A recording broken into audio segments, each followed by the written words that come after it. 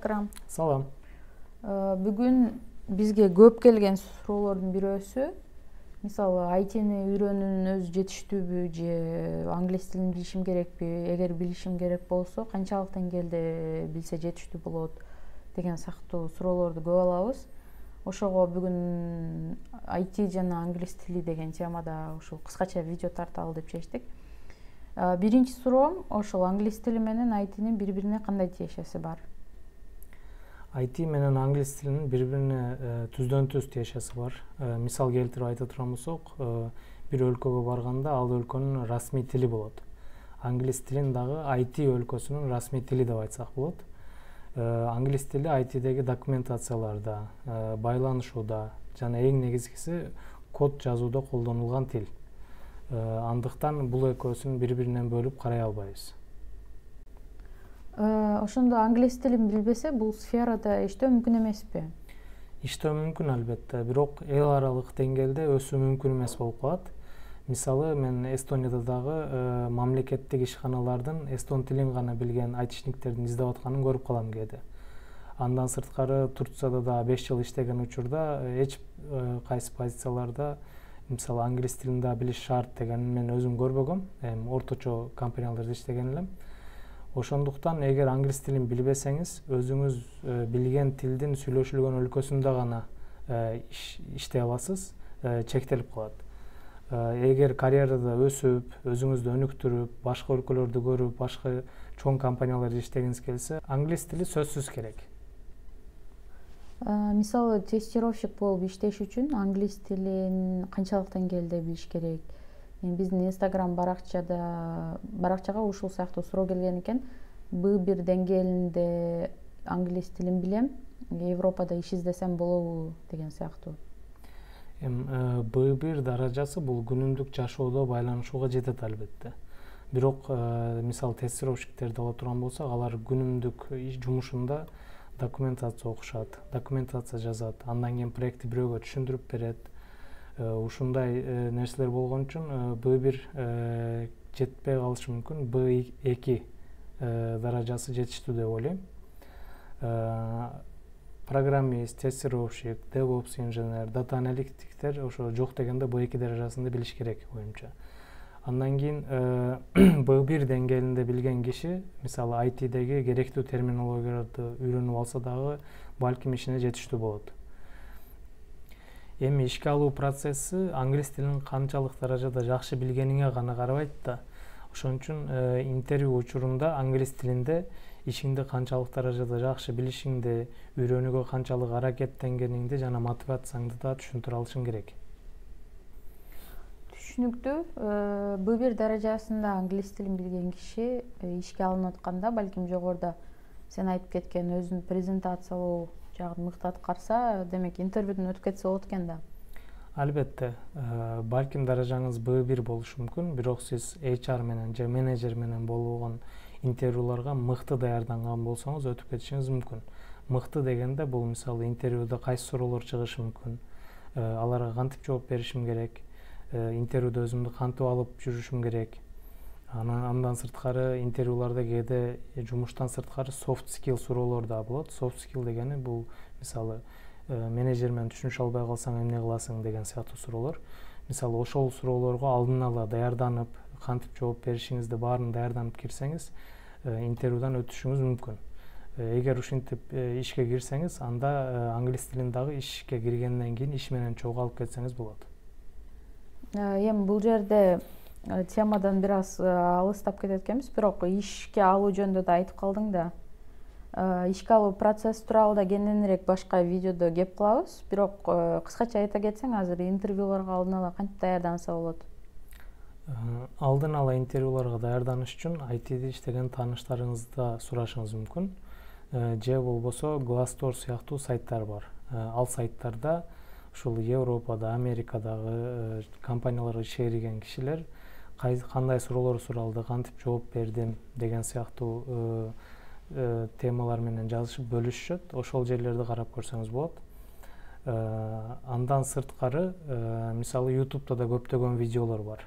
Интервьюларда кандай суроолор чыкты, кантип жооп бердим, кантип жооп бериш керек деген. Биз дагы кийинчерээк ушул темада бир видео тартабыз. Акыркы айтып кетчү нерсе, мисалы сиз Европадан иш издеп аткан болсоңуз, же резюмеңиз же LinkedIn профайл тууралуу кеңешкиңиз келсе, же болбосо демо интервьюларды өткөргүңүз келсе, мага кайрылсаңыздар болот. Эми темага кайта турган болсок, сен жогорудагы бир суроого эментип жооп бердиң да, программист, DevOps же тестировщик B2 даражасында билсе жакшы болот деп.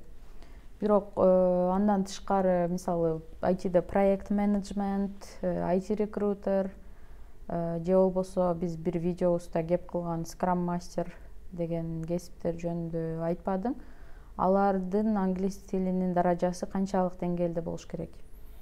Жогоруда айтып кетилген кесиптер күнүмдүк жумушунда тынымсыз адамдар менен байланышта болгон үчүн бул кесиптерге B1 жетишсиз деп айтат элем. Минимум B2, анан идеалдуу болгондо C1 даражасында билиши керек.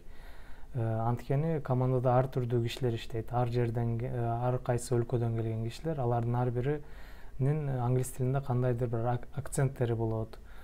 Андан кийин ошол жогоруда айтылган кесиптер, ошолордун баары менен жакшы түшүнүп, өзүн дагы жакшы түшүндүрүп, англис тилин көп колдонот. Ошондуктан C1 даражасы жетиштүү болот деп айтат элем.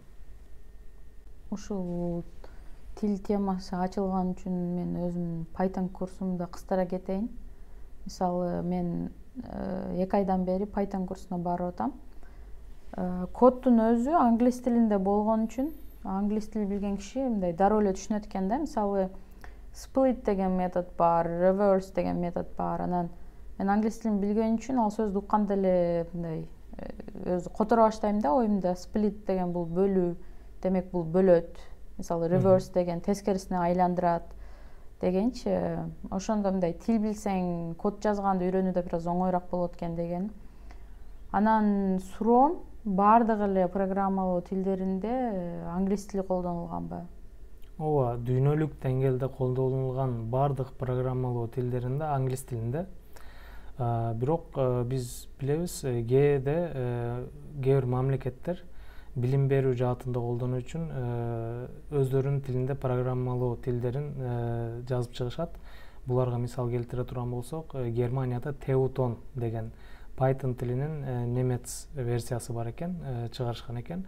Бирок бул нерселер ошо Германия же Австрия сыяктуу немец тилин колдонулган өлкөлөрдө гана колдонулушу мүмкүн, дүйнөлүк деңгээлге чыга албайт. Ошондуктан бүт программалоо тилдери англис тилинде жазылат деп айтсак болот. Мисалы сен жогоруда айтып калдың го, тиги продукт менеджер, IT рекрутер деген сактуу позициядагылар англис тилин мыкты билиш керек депчи. Мисалы продукт менеджерлердин бири-бирин бетме-бет көрүп иштегендиктен, мисалы кайсы улуттан, кайсы өлкөдөн болбосун, мындай бир тил табышып кете алышына ишенем да мен. Бирок IT рекрутерлердин иши менин оюмча эң кыйын болуш керек. Анткени алар күндө мисалы түрдүү өлкөлөрдөн, түрдүү улуттардан адамдар менен тынбай Zoom'дан, телефон чалуу аркылуу сүйлөшүүлөр жүргүзүшөт да. Анан кээде мисалы англис тилине тиешелүү күлкүнчтүү окуялар көп эле болот. Мисалы менин дагы мурунку иштеген жерлеримденчи англис тилин жакшы эле билем, мисалы B2 даражасында же C1 даражасында билем дейсиң, анан бирок кээде түшүнбөй калган күлкүлүү учурлар болуп кетет. Эгер сен дагы ушундай окуяң болсо, жалаң эле лекция окуй берген сөздөн англис тилине тиешелүү күлкүнчтүү окуяң болсо айта кетпейсиңби? Ооба, менде да болгон. Ушул 2018-жылы Эстония жагын көчүп келгенде компанияда иштеп атам, анан англис тилинде сүйлөшөбүз баарыбыз. Андан кийин бир күн иштеп отурсам, жаныма биздин компанияда Англиядан келген киши, коллегам да бар болчу. Ошол менин жаныма келди, бир нерсе сурады. Анан түшүнбөй калдым да, анан 1-2 жолу кайталады, дагы эле түшүнбөй калдым. Анан кийин айттым да, барып отуруп мага жазчы сурооң депчи. Анан жазгандан кийин түшүндүм. Ушул сыяктуу күлкүлүү окуялар да болуп турат. Мисалы British менен American English деген такыр эки башка деп жада калса, америкалыктар түшүнбөй калышат го тиги Англиядан. Эми бул тил билбейт дегенге келбейт да албеттечи. мисалы укмуш деле B2 C1 даражасында билип деле ошо ар түрдүү акцентте сүйлөнүлгөндө да билбей калышы мүмкүн деген жыйынтыкка келсек. Ооба, бул мисалы көп улуттан кишилер иштеген компанияларда бул нерсеге жакшы мамиле жасашат. Ар ким ар түрдүү акцентте сүйлөй берет. Рахмат. Рахмат.